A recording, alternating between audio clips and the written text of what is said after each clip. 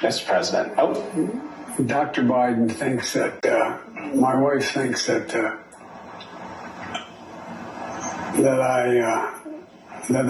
we're doing something very important and that I shouldn't walk away from it. That was President Biden appearing to zone out during an interview this week, raising renewed questions regarding his cognitive abilities. It comes as Republicans have momentum on their side. Heading into the midterms, the latest Fox News power rankings show Republicans capturing 232 seats in the House, more than enough to secure the majority. Joining me right now is New York Congresswoman Claudia Tenney. She sits on the House Foreign Affairs Committee. Congresswoman, it's good to see you this morning. Thanks very much for being here. What is your reaction to Joe Biden in that interview, also saying that he intends to run again, and the impact of this? Well, this is really sad, but he reminds me of a Madame Tussauds wax figure. He comes out and they turn him on and he delivers talking points that are presented to him by his shadow government, the staff behind him. And he's really showing that he's not competent to do this most important job in our nation.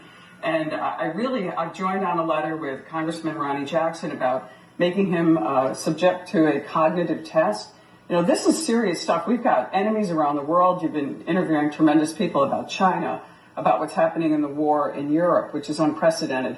We've got to start looking into whether Joe Biden is actually capable of being the president. I think he's not.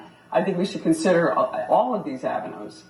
So would the 25th Amendment, would impeachment be on the table then in the new Congress? Because it's not just the corruption that we talk about all the time, but now there are national security issues surrounding the possibility that he's unfit.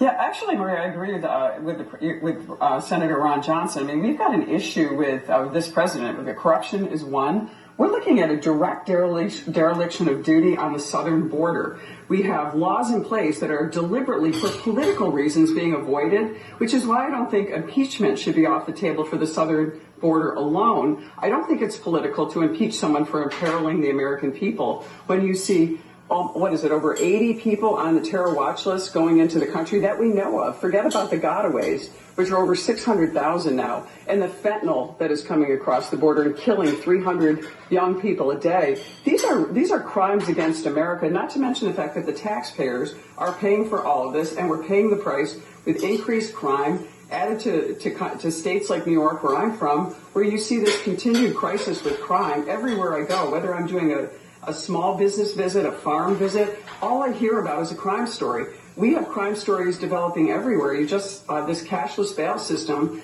that Kathy Hochul refuses to talk about in New York State. We had a tragedy. A man was let out on bail. The next day, he shot and killed his wife in front of her children in a district near me. So these are real issues. And then, I mean, honestly, as my son is a Marine, I look at what happened in Afghanistan, the complete lack of necessity for what was happened, the just botched pullout of Afghanistan without keeping our service members in place. He's commander-in-chief. He's completely incapable of doing these jobs. I don't think impeachment would be, political in this case. I think the American people are seeing it before their TV sets every single day that this man is not only corrupt, he's incompetent, and his family has been enriching themselves at the expense of the taxpayers for decades. And yet our legacy media, not people like you who do a fabulous job of pointing this out, are ignoring this. They're covering it up because they don't want this narrative out in this very, very important midterm election that we're facing. It's very disturbing, and I think it is a dereliction of duty. Certainly when you look at the wide open border and this poisoning of Americans, and New Yorkers are feeling it. That's why we're seeing the polls in New York